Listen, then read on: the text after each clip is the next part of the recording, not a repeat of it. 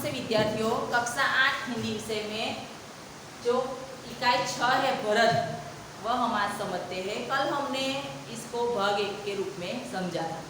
थोड़ा जो इसमें विषय वस्तु जो था वह हमने समझी थी। यह एक नाटकीय ढंग से ये पाठ दिया गया है।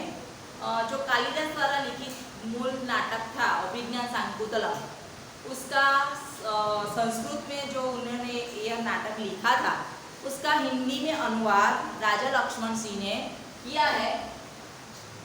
इस इकाई के रूप में हमें उसका थोड़ा अंश यहाँ पर हमें दिया गया है, थोड़ा ही भाग हमें यहाँ पर दिया गया है। तो कल हमने समझा था कि जो दुष्यंत राजा जो थे वह वन में गए होते हैं, तब वहाँ पर कर्ण ऋषि के आश्रम के नज़दीक एक बालक उस सिंह के शावक के साथ खेलने को देखता है, खेलता हुआ दिखाई देता है। तो दुष्यंत राजा जो थे वह ऐसा सोचते हैं कि काश यह बालक मेरा होता, क्योंकि इस जो बालक था, जो जिसका नाम सर्वदमन था, जो भरत जिसका नाम है, वह सर्वदमन जो है वह सर्वदमन के मुख पर एक अलग ही प्रकार की तेजस्विता थी, दुष्यंत को दिखाई दे रही थी। और जो सर्वदमन के प्रति उनका स्नेह भी इतना ही उमड़ रहा था, इसलिए वह सोचते हैं कि काश यह मेरा बेटा होता। तो इस तरह से जो दुष्यंत है उन्हें वो छोटे बच्चों के साथ खेलने के लिए इच्छा होती है कि मैं भी इस बच्चे के साथ थोड़ा खेलूं।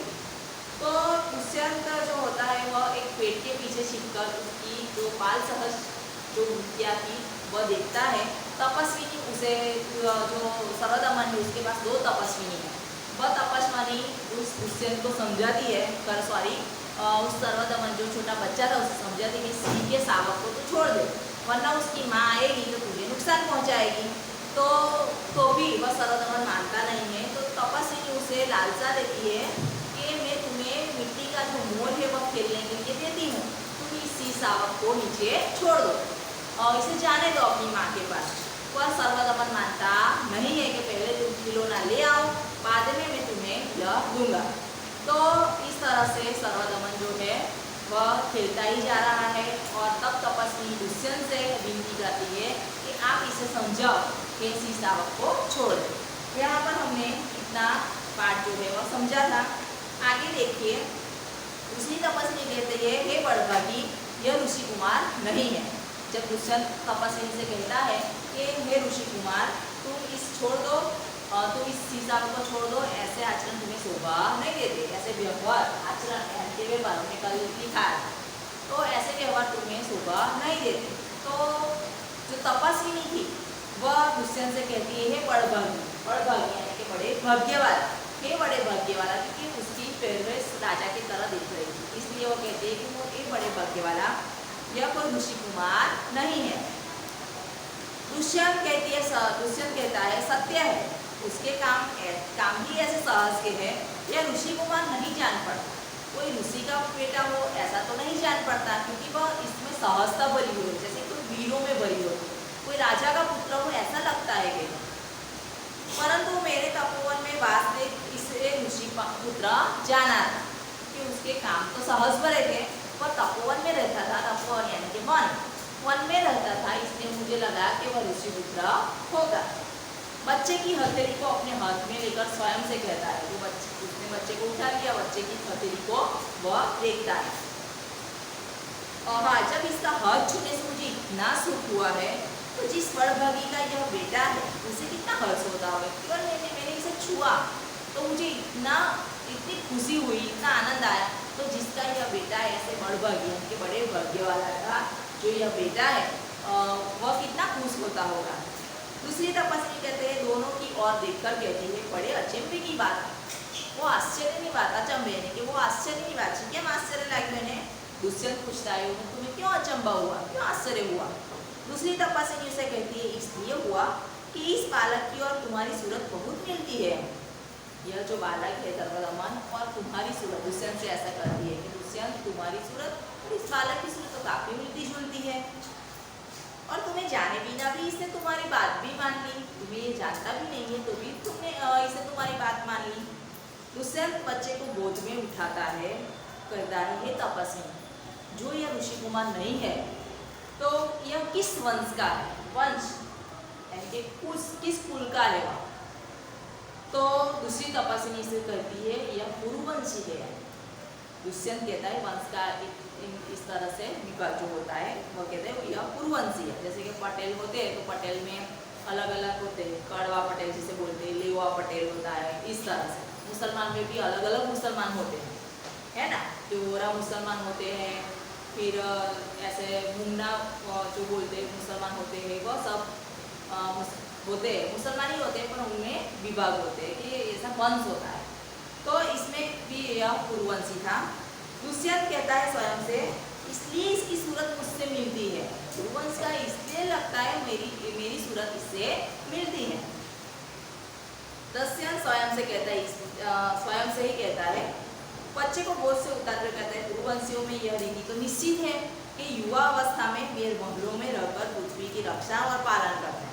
એ રીતિ છે એટલે કે એક નિયમ એમને હોય છે કે જ્યારે પુરુવંશીમાં કોઈ બાળક જન્મે અને એ બાળક જ્યારે યુવાન થાય ત્યારે એ મહેલોમાં રહીને એટલે કે પોતાનું મહેલ જો હોય એમાં રહીને એ પૃથ્વીની રક્ષા કરતો હોય છે, બધાનું પાલન પોષણ કરતો હોય છે।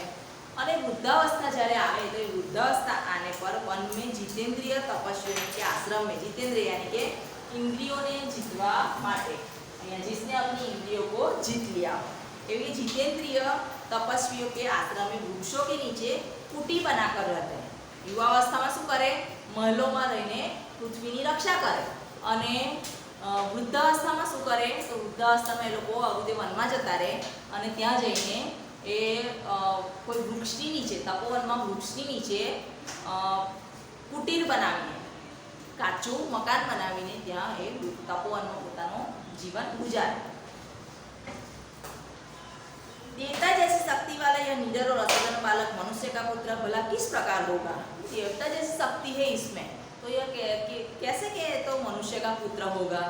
ऐसे मनोमन वह सोचता है। दूसरी तपस्विनी कहती है परदेसी, तेरा यह संदेश तब मिट जाएगा जब तू जान लेगा कि इस बालक की माँ मेनका नामक एक अप्सरा की बेटी है। दूसरी तपस्विनी પેલાને પરદેશી કહે છે, એટલે કે એ દેશનો હતો નહીં, એટલે કે છે પરદેશી, બીજા દેશનો, પરદેશી એટલે કે બીજા દેશનો। હે પરદેશી, तेरा संदेह तारी जे शंका है त्यारे दूर थशे जब तू जान लेगा कि इस बालक की माँ मेनका नाम की एक अप्सरा है।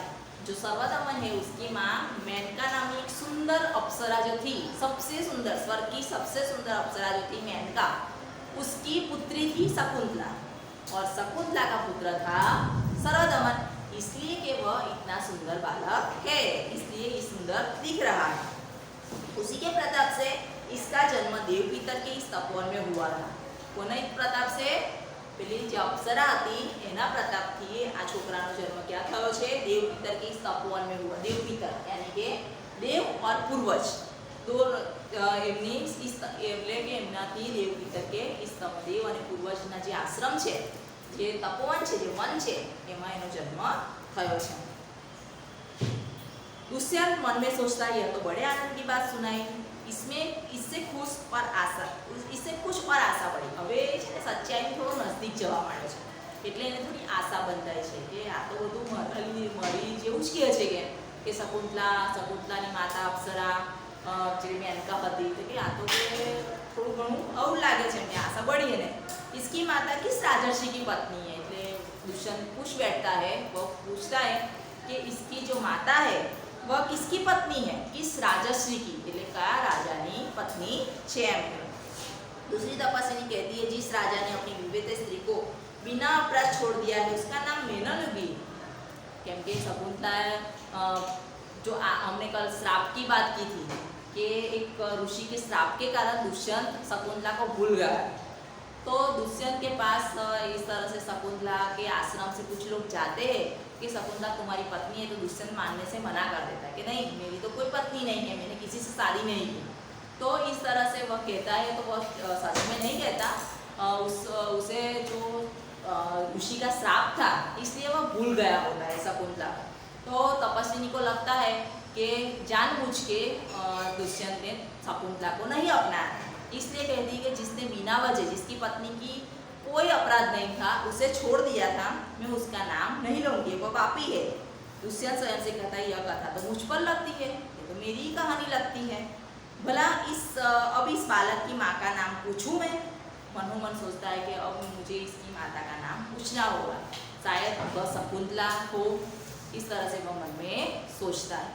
वह तपस्विनी से क्या पूछता है और जो सर्वदमन है किसका पुत्र है, वह हम आगे के वीडियो में समझेंगे। ये शब्दार्थ जो है वह आपको 5 बार लिखने हैं।